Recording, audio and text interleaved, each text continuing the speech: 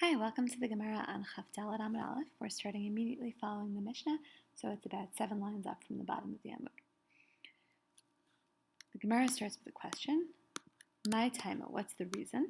And if you look back at the Mishnah, you'll realize that the question is really about why the maftir gets all of these privileges, why the person who's reading the Haftarah is the one who does all these other things. Rav Papa Amar Mishum Kavod. So Rav Papa says it's because of honor, because of respect. And Rashi explains Mishum Kavod, la'avir lifnei hateva, to go in front of the ark, meaning to lead the prayers. Hoil umamtzi atzmo ledavar she'ino kvodo tiknu lo zo l'chavod. Because he's volunteering himself for something which is not honorable, namely reading the Haftarah, which as we've already seen is not considered such an exciting thing to have to do. So he's volunteering himself for a role that's not honorable. So we give him an honorable thing to do as well, namely all of these roles. Rabbi Bar Shimi Amar. Rabbi Bar Shimi has a different answer for why we give these roles to the maftir. Mishum da'ati li'insuye. Because he might come to fight. And Rashi explains, Hazavar bali de machloket. There will be a fight, an argument, as we'll see in a moment, between the maftir and the prayer leader, the other prayer leader, the one who would have done it if not for him. Ani maftir va'ata tavor lifnei hateva. I'm just reading the maftir and you're going to lead prayers. And Rashi, we're going to go on to see that the prayer leader was usually a paid position. The shaliach tzibur would be paid. So the maftir might get angry that he wasn't paid for reading maftir. So we kind of let him read the prayer. We let him lead the prayers also, and then you don't have a paid person, an unpaid person. He is the person leading the prayers, and this way they won't come to have a fight. So that's the second possible answer to why. It's just easier this way. You don't have another person involved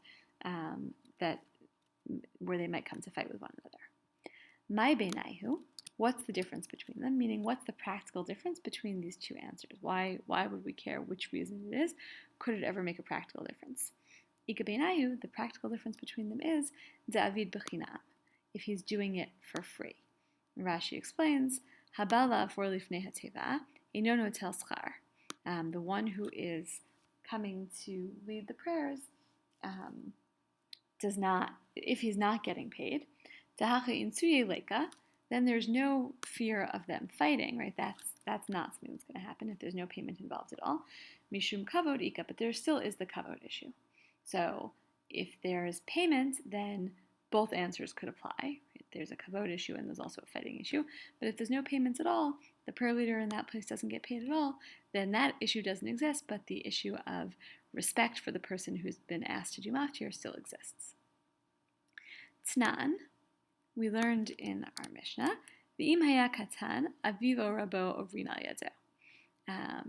If he is a minor, then if the person reading the maftir is a minor, then his father or teacher does these other honors instead of him. He can't do them, like leading tefillah.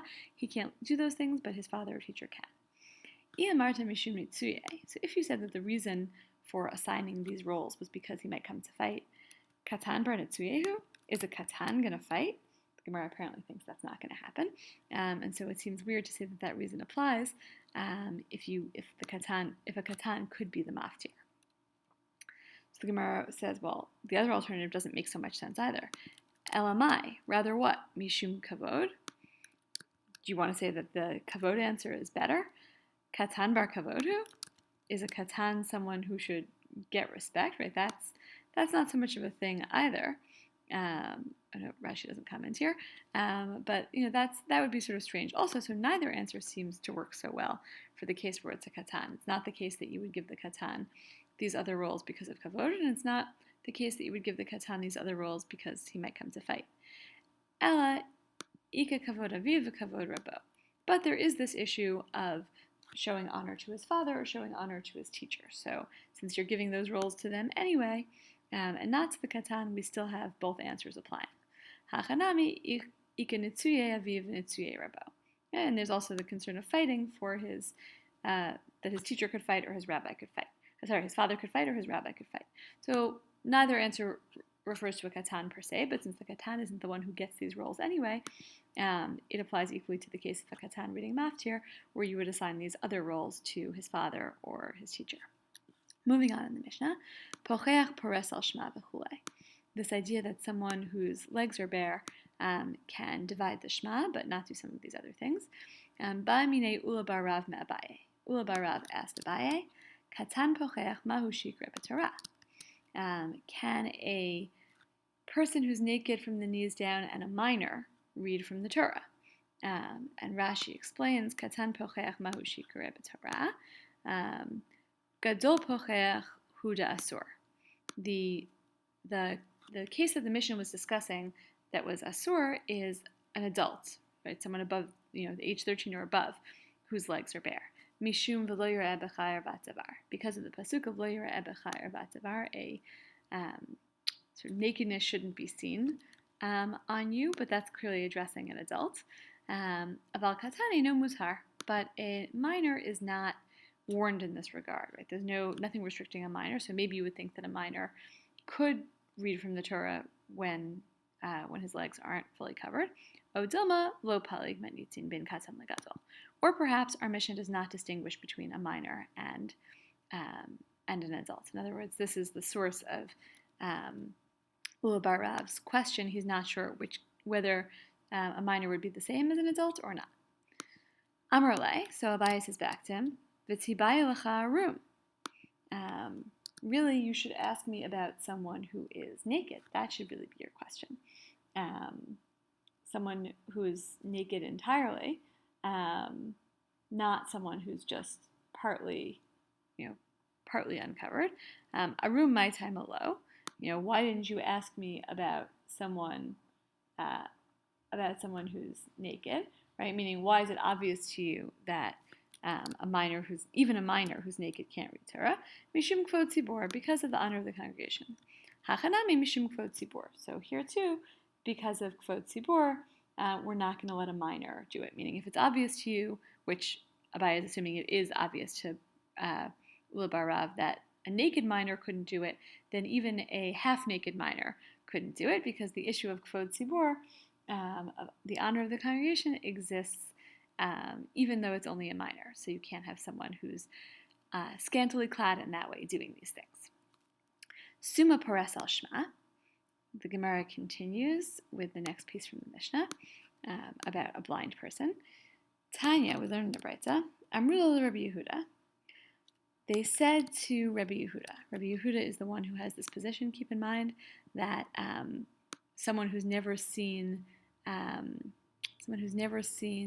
the heavenly bodies before can't be pores al shma, can't say those blessings around the shma.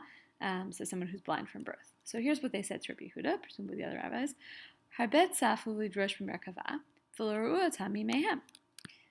There are many people who sought to give drashot, to learn out from the Maaseh Merkava. Rashi explains this is the Maaseh Merkava in Yechezkel, the story of the chariot. It's sort of very mystical. And they've never seen it before. So in theory, you should be able to understand something without ever having seen it. And so it seems like they're saying, really, you should be able to recite those blessings or be pores al hashma, even though you've never seen the heavenly bodies before. Rabbi Yehuda, hatam ba'avnata deliba talya milta. And Rabbi Yehuda, so explaining Rabbi Yehuda's position, hatam there, meaning regarding the Merkava, it's dependent on talya milta. It's dependent on avnata deliba, the understanding of the mind or the understanding of the heart. Meaning, there it's just about thinking about it and understanding it. And all you have to do is concentrate, think about it deeply, and you'll understand. So it's possible to understand about the Merkava without ever having seen it. Most people, everyone who learns it has not seen it before, and there you can have that kind of concentration that allows you to learn it even without ever having seen it. Hacha, here, meaning in terms of the bracha and the merorot, mishum hana'ahu, v'ha leitzle hana'ah. But here, when it comes to these brachot, it's because of hana'ah, it's because of getting enjoyment from from the heavenly bodies, from getting benefit from the sun, moon, stars, etc. And the blind person, the person who's been blind from birth, has no hana'ah, does not get any enjoyment from these heavenly bodies. So that's the explanation of Rabbi Yehuda's position. Now we're going to explain Rabbanan. For Rabbanan, itle hana'ah, but the rabbis think that he does have hana'ah, that even the person who's been blind since birth still gets benefit, still gets enjoyment from the heavenly bodies, Rabbi Yossi, in accordance with the opinion of Rabbi Yossi, Titania. As we learned in Braita, Amar Rabbi Yossi. Kol yamai ha'iti mitzta'er al mikra zeh. My whole life I was concerned or upset about this pasuk, which says, "V'ha'itim memashesh b'tzaharayim kasher yimashesh ha'iver ba'afela." You'll be groping around, in noon, in high noon, just the way a blind person gropes around in the dark. Pasuk from Dvarim.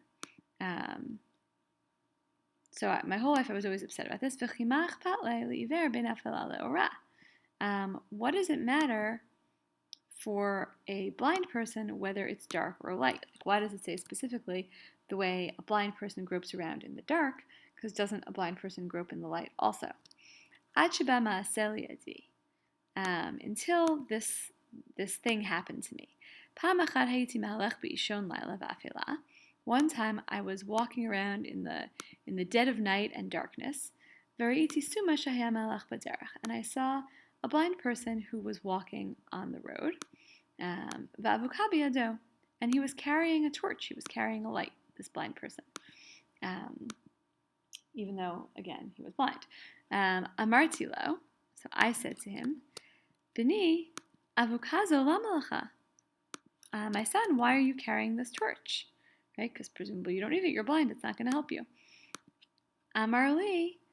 So he said back to me, Kol zman she'avuka bi'adi, as long as the torch is in my hand, b'nei adam ru'inoti, other people see me, umatilinoti min ha'pchatin u'min ha'kotzin u'min ha'barkanin, and they save me from, as long as I'm holding this torch, other people see me and they save me from ditches and from thorns and from briars or brambles. Right?